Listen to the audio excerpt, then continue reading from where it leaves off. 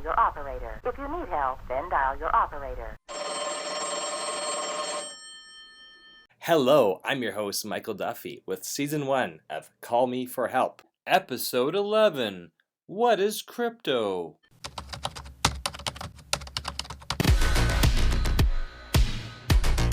Before you watch this YouTube video, make sure hackers aren't watching you watch it. Listen, I'm an IT consultant with over 5,000 clients all over Canada. 90% of them were vulnerable to hackers before working with me. My name is Michael Duffy, but my clients call me Mike the Nerd. That's because when I start working with them, they never worry about nerdy tech stuff ever again. Whether they're just an individual needing help with antivirus software, backups, tech support, or a multi-million-dollar enterprise needing help with monitoring and maintaining their networks, I helped 5,000 businesses eliminate their tech worries by backing up their data properly. Hello, I am your host, Michael Duffy, a computer and cybersecurity expert. Is your PC or Mac irritating you? Don't throw it out the window. Instead, call me for help. Welcome, I am your host, Michael Duffy. The hacker term of the day is cryptocurrency. What is cryptocurrency? Cryptocurrencies are decentralized currencies. Bitcoin was designed as a peer-to-peer electronic cash system. In very basic terms, an electronic cash system that allows online payment to be sent from one party to another without having to use or trust any financial institutions in the process. There is no middleman between you and your cryptocurrency. The peer-to-peer transaction uses cryptographic encryption to authenticate and protect transactions.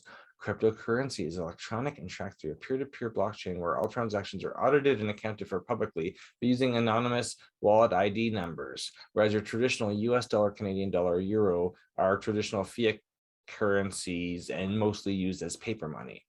Cryptocurrency is still a young invention as it premiered in 2009 as an alternative financial system to fiat currency. Mike, why do hackers have ransoms paid in Bitcoin? Because although Bitcoin is a transparent system, the wallet owner is anonymous. Also, Bitcoin is highly volatile. Its price usually increases every year. Hackers will hold on their Bitcoin until Bitcoin reaches higher value, or they can convert it into fiat currency easily and enjoy their profits. If you need help with Bitcoin or understanding cryptocurrency or getting set up, contact us at don'tgethacked.ca. Have a great day.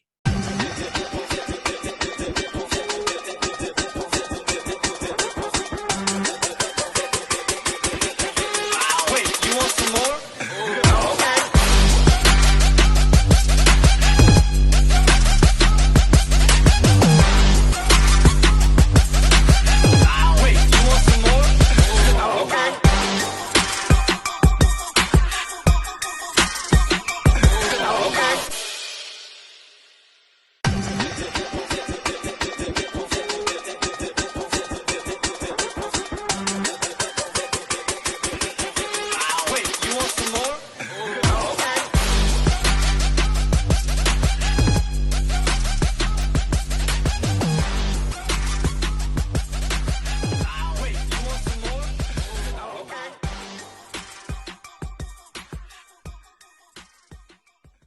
Hey, it's Mike. It's Season 1, Episode 11, What is Cryptocurrency? The reason I'm bringing up cryptocurrency is because I mentioned it in Season 1, Episode 10 of ransomware. So ransomware Episode 1 is really my experience with ransomware. I've been in situations where clients have had to pay the ransom because they had no backup, so they paid the ransom in cryptocurrency. So we're going to talk about cryptocurrency just so you understand it, because I bet sometime in the past 9 years, you have run into the term Bitcoin or Ethereum or crypto or blockchain, and it can be confusing. So we're just going to go over the basics and my experience. So I'm going to have a disclaimer that comes up, and that I'm just not I'm not providing any financial assistance. I'm not providing any investing experience or help or suggestions, just a history of cryptocurrency, my experiences with it. Thanks for coming. Enjoy the episode. Disclaimer: we are not providing financial or investment advice. Michael Duffy of don'tgethacked.ca and don'tgethacked.com and mupoentertainment.com is not a registered investment legal or tax advisor or a broker-dealer of cryptocurrency. All opinions regarding cryptocurrency expressed by Michael Duffy are from the personal research and personal experience of Michael Duffy, owner of the site don'tgethacked.ca and don'tgethacked.com. And everything is intended as educational material. Although best efforts are made to ensure that all information is accurate and up to date, occasionally unintended errors may occur. Do your own research. Our content is intended to be used and must be used for informational purposes only. It is very important to do your own analysis before making any investment based on your own personal circumstances. You should take independent financial advice from a professional in connection with or independently research and verify any information that you find on Season 1, Episode 11 of Call Me for Help and wish to rely upon, whether for the purpose of making any investment decision in cryptocurrency or otherwise. What are cryptos? Cryptocurrencies are decentralized currencies. Bitcoin was designed as a peer-to-peer electronic cash system. In very basic terms, an electronic cash system that allows online payments to be sent from one party to another without having to use or trust any financial institutions in the process. There is no middleman between you and your cryptocurrency. The peer-to-peer transaction uses cryptographic encryption to authenticate and protect transactions. Introduction to crypto terms. When was cryptocurrency invented? Cryptocurrency was invented in 2008 by an unknown person or group of people using the name Satoshi Nakamoto. The currency began use in 2009 when its implementation was released as open source software. Bitcoins are created as a reward for a process known as mining. Mike, what is mining? Mining is a record-keeping service done through the use of computer processing power. Miners keep the blockchain consistent, complete, and unalterable by repeatedly grouping newly broadcast transitions into a block, which is then broadcast to the network and verified by recipient nodes. Each block contains a cryptographic hash of the previous block, thus linking it to the previous block and giving the blockchain its name. Whoa, wait a minute. Blockchain? What is a blockchain, Mike? The Bitcoin blockchain is a public ledger that records Bitcoin transactions. It is implemented as a chain of blocks, each block containing a hash of the previous block up to the genesis block in the chain. A network of communicating nodes running Bitcoin software maintains the blockchain. In the blockchain, Bitcoins are registered to Bitcoin addresses. How many cryptocurrencies exist in 2022? There are currently thousands of different cryptocurrencies. Bitcoin, Ethereum, Tether, Solana, Cardano, Polkadot, USD Coin, Dogecoin, Shiba, Avalanche, Litecoin, and thousands more. To be considered a cryptocurrency, it must meet a few conditions. It doesn't have a middleman or central authority, such as a bank or government, assisting the transaction. At a cryptographic level, the crypto system maintains a safe and private overview of each crypto unit and who their owner is. If new crypto can be created, the crypto itself defines how they are to be created and who owns them. To be a true decentralized crypto, you will have a finite, meaning a limited amount of that crypto that will ever be created. For example, with Bitcoin, once the final Bitcoin is mined in what is estimated to be the year 2140, that will be the end of all new Bitcoin ever created. All the Bitcoin that exists at that time will be all that will ever exist. Ownership of cryptocurrency can be proven cryptographically with proof of keys, which is a secure and confidential way to provide proof of ownership of cryptos. The crypto system allows ownership transactions to change cryptographic units, thus allowing you to send your cryptos to someone else, and the cryptos will change ownership on a cryptographic level. So only the person currently holding the crypto can provide the ownership of that crypto. If two different instructions are sent at the same time to change the ownership of the same crypto unit, the system will only process one request.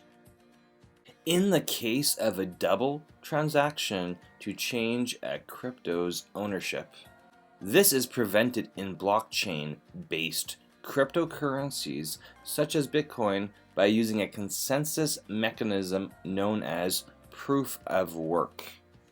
Mike, what does proof of work mean? Miners detect tampering, hacking, or double transactions through hashes, long strings of numbers that serve as proof of work. Put a given set of data, a transaction, through a hash function on the blockchain, and it will only ever generate one unique hash. There is no way for double or fraudulent transactions to be inserted into the blockchain. Cryptocurrencies are peer-to-peer electronic currencies with a finite, limited, amount of that electronic currency that will ever exist. It cannot be created outside the defined parameters of creation, and it uses cryptography to maintain the safety and integrity of the system. Mike, why should I learn to use cryptocurrency? Why use cryptocurrency? First, we are already using digital currency through credit, debit cards, Interac, bank transfers, and online banking. However, there are advantages to cryptocurrency over our standard issued fiat currencies. Extremely low to almost non-existent transaction fees, no matter what the amount. Unlike traditional ways of sending money by wires, drafts, checks, PayPal, Interac transfer, the fees on those transfers can add up big time. With cryptocurrencies, miners are rewarded cryptocurrency from the system for assisting in processing the payments. So there's miners processing the crypto transfers. You own your currency. Unlike fiat currency, also known as money in your bank account, your crypto wallet and use of cryptos cannot be tampered with by any outside party. The cryptocurrencies in your private wallet cannot be frozen like your bank account can. You are your own bank, and your cryptocurrency cannot be frozen by any outside party, nor limited or restricted in both amount and whom you send it to. For example, if you have $1 million in Bitcoin and you want to send it to your mother in the UK, you're completely free to do so with no limitations. You get to choose how you use and spend your cryptocurrency. Identity protection. Cryptocurrencies are much safer than paying with credit or debit. When we pay by these traditional methods, we rely on submitting sensitive banking information that can be stolen or compromised. How many businesses have we heard have been hacked, and they've put out press releases that their customer private banking information, such as credit card information, has been compromised. When you send cryptocurrency, it goes directly to the recipient without any confidential information other than the amount sent. Cryptocurrencies are easily accessible. Anywhere you have access to the internet, you have access to your crypto. Are we learning new things? Making some progress? It's a great time for a commercial break.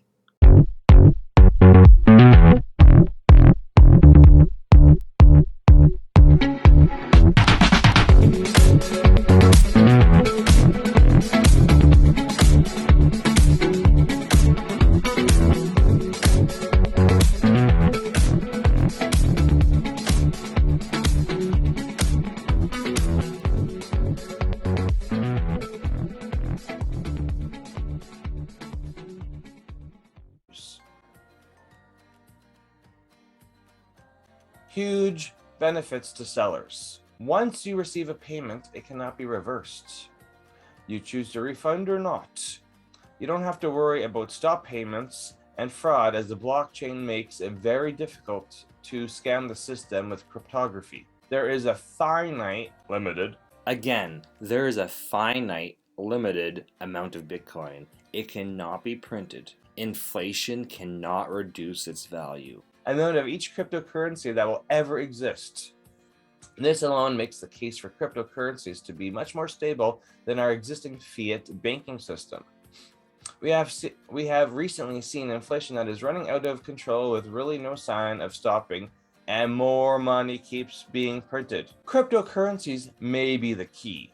The idea is that cryptos would stay much more stable, retain value, and avoid inflation due to the inability to create more outside the set parameters of that crypto. My favorite reason for recommending you learn to use crypto, my favorite reason for you learning how to use crypto is to future-proof yourself. We've heard of digital IDs, we've heard of central banks, the Federal Reserve, looking at digital coins. Might be in the near future, could be 5, could be 10, could be 20 years from now. But the future of the money system is going to be digital. And blockchain technology is not just for cryptocurrency. Blockchain technology is being used for many different industries. Future-proof yourself. Learn it. In the United States, on the federalreserve.gov website, there's an update from January 20th, 2022 defining a central bank digital currency. Central bank digital currency coming to the Federal Reserve? You need to know this stuff and be prepared. I personally live in Canada. The Bank of Canada has a website called The Road to Digital Money. On the European Central Bank's website, there's an article called A Digital Euro, which says digitalization has spread to every corner of our lives and transformed how we pay. In this new era, a digital euro would guarantee that citizens in the euro area can maintain costless access to a simple, universally accepted, safe and trusted means of payment. Digital currencies are coming. You need to be prepared. Are there downfalls to cryptocurrency, Mike? With anything, there's both pros and cons. You can get locked out of your wallet. No!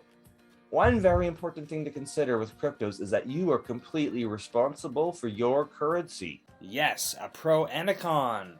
You are responsible for keeping your crypto secure in your private wallet. If you send your cryptos to the wrong person, forget your password, lose your seed words. Seed words? Mike, what are seed words? Seed words are a collection of words that can be used to access your cryptocurrency private wallet in case you lose your password. You are out of luck. Mike, what do you mean I'm out of luck? Well, if you send your crypto to the wrong person, you are out of luck. You can't get it back unless they send it back to you. If you forget your private wallet password, you are out of luck. There is no password reset, and since there's no central authority controlling your account or these transactions, there's nobody you can call to reset your password for you. Your seed words are like your second backup password. Don't lose the seed words. They're your only resort of getting back into your wallet if there's a problem. You don't own your cryptos until they are in your private wallet. Okay, so there's another risk to understand. You don't own your cryptocurrency until it is in your private wallet. What's a private wallet, Mike? Let's talk about crypto wallets and security to wrap up this crypto chat. For example, you purchase cryptos on an online exchange. So when you purchase crypto on an online exchange, that crypto will be put into your wallet on that online exchange. That wallet is not your private wallet. This web wallet, exchange wallet, is called a hot wallet. You're just going to keep your cryptos in it temporarily. You need to move your crypto into your private wallet on your computer or your smartphone to make sure it's safe and secure. If you want to use an online exchange for trading, then it's best to keep a certain investing amount on the online exchange and keep the rest in your private wallet on your own personal device.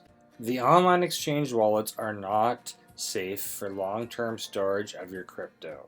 Why do we never keep your crypto in an online exchange? If the crypto goes down or under or disappears for any reason, you are at risk of losing the cryptos you purchased. You want your cryptos in your secure private wallet as soon as possible. You do not hold your private secure keys for the cryptos in this case. They own it. The exchange owns those private keys. You don't fully own your cryptos until the cryptos purchased from these online exchanges are moved into your private wallet on your desktop. Once in your private wallet, you now own the cryptos and the private keys. Also, another thing to consider is that if the exchange goes down while holding your cryptos, you could lose all your cryptos if it's stored on that web wallet. Look up Mt. Gox.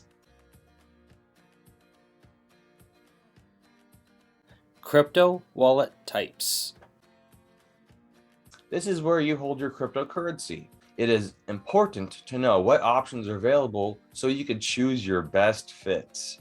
Wallets fit into two categories: hot and cold storage. A wallet with hot storage, the storage is connected to the internet, which makes it very convenient. Hot wallet. Convenient but less secure, but at least you still have your own private keys for your crypto. This includes all desktop computer software for Mac or PC, as well as wallets on mobile phones. You have your private key. It's convenient, just a little less secure since it is connected to the internet. A wallet with cold storage isn't connected to the internet. It is more secure in terms of hacking, but does add a level of consideration in how the cold storage is stored. Cold wallets are not connected to the internet. They are more secure but less convenient. You have the hardware USB type of wallets, and then paper wallets, which would mean you're printing out your QR code and your recovery phrase onto a piece of paper. Plus, accessing these cryptos quickly can also be difficult. You want to have multiple copies of your cold storage. You need a wallet. Cold wallets, while technically more secure, hot wallets are still very safe and much more convenient. Using a combination of both may be your best option. Paper wallets. These are cold storage wallets that are free and moderately secure, but very inconvenient. Paper wallets are pieces of paper containing your private keys or a QR code to give you access to your crypto. Completely offline, the paper wallet's completely offline, so it cannot be hacked. However, being paper, it can be lost, stolen, or easily destroyed. Hardware wallets. These are another type of cold storage wallet.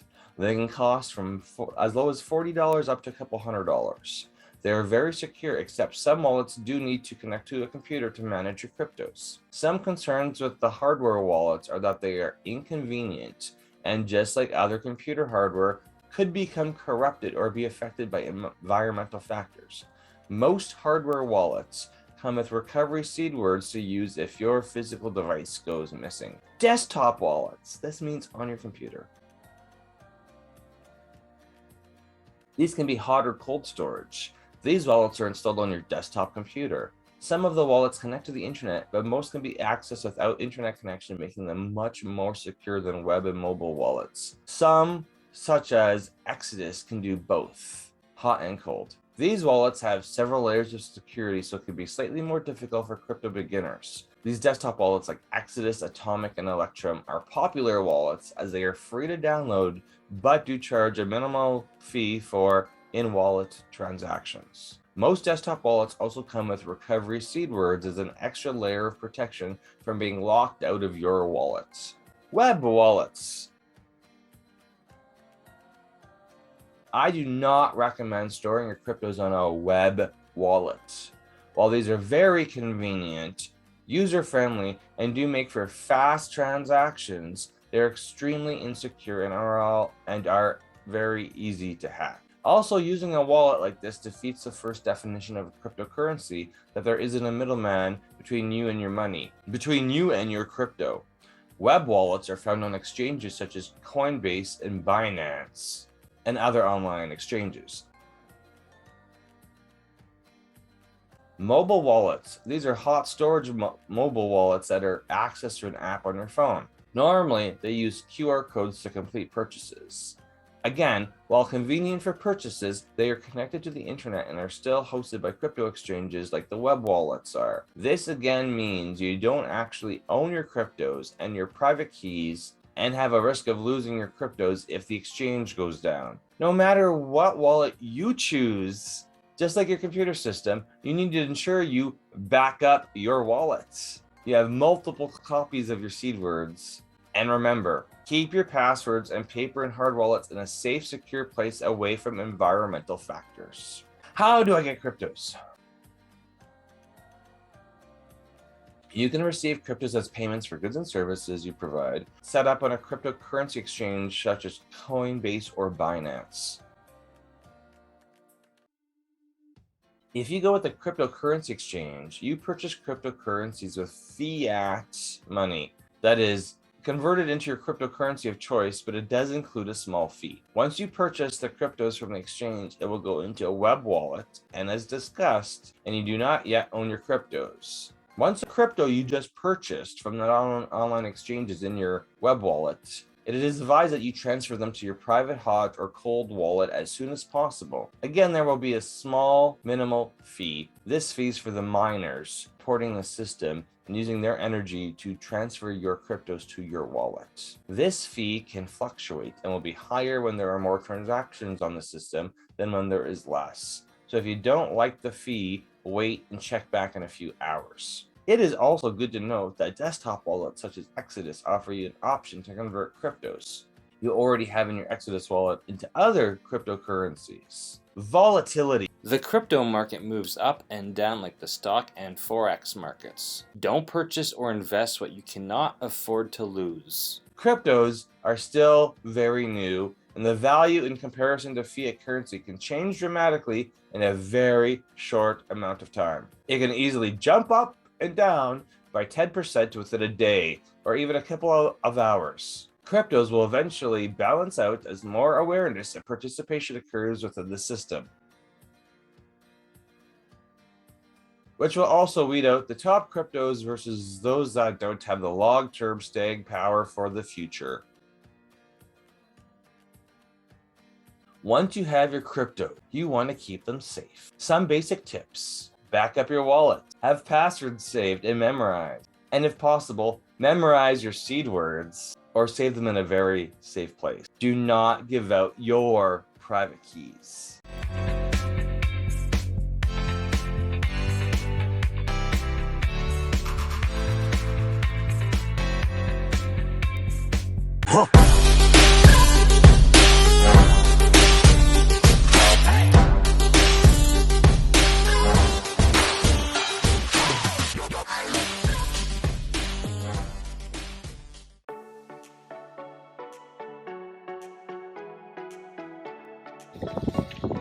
Michael Duff has been working for Casa Musical Arts for nearly 20 years.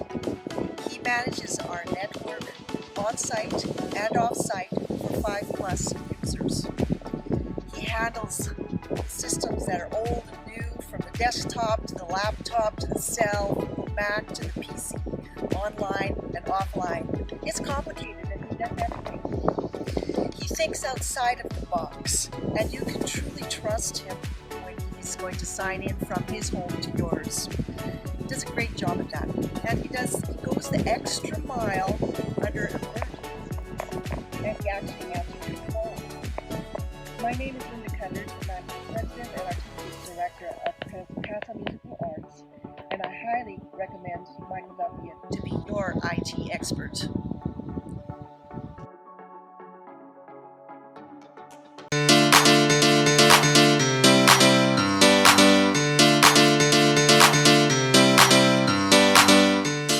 Hi Mike, I've received an email demanding Bitcoin. What do I do? I'm concerned.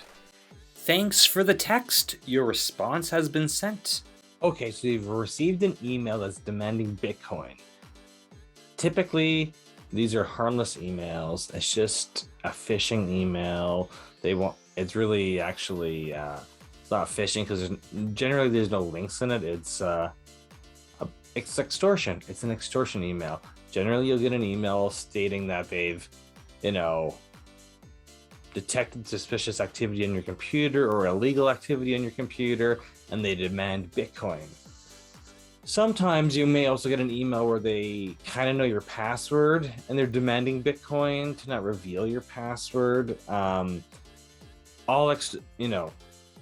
These hackers get your email because there's been a data dump somewhere, and they think that if they can scare you, they can extort money from you. So just ignore the emails. They're scams. All right. Have a great day. Thanks for your question.